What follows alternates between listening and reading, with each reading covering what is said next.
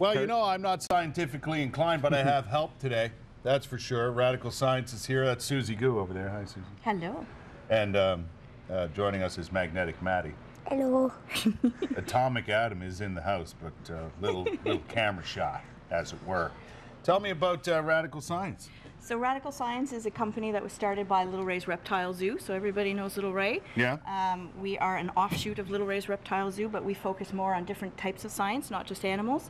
So for instance, this is our new birthday party we have here that we're launching, the Party Prehistoric. Yeah, and what age are we talking about for this kind of birthday party? This is 3 to 6. We wanted one for younger ones. Yeah, exactly. There's more for older ones, so sure we want some for younger ones. But and it's science in a fun way, no matter what age, right? Yeah, so we asked the little kids right? what they would like, what their favorite thing would be at a party, and the number one answer was explosions. Really? But dinosaurs was number 2, so so we went with dinosaurs.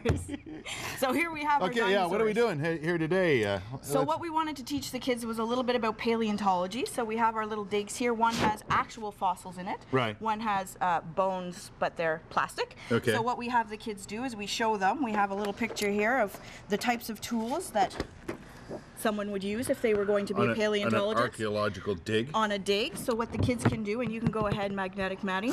And so they Take it away, Mags. Can I mind if I call you Magnetic or Mags? Is that all right? Sure. Yeah, sure.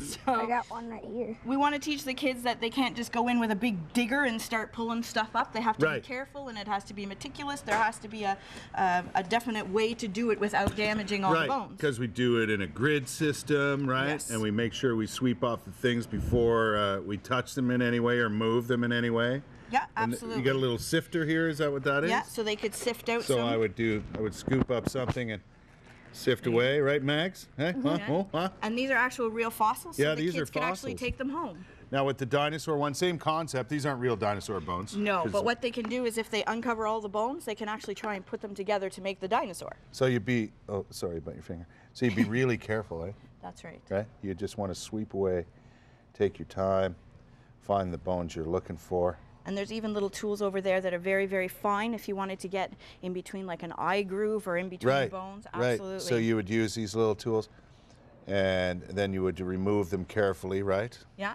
That's just like you were on an archaeological dig. And they'd all be cataloged. Look.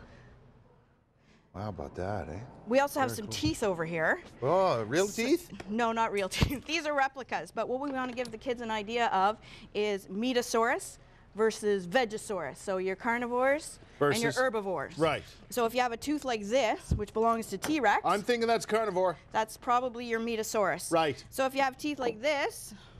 Vegosaurus. This would be Vegosaurus. And if you feel your own teeth, Matty, what do they look like? Matty? This or this?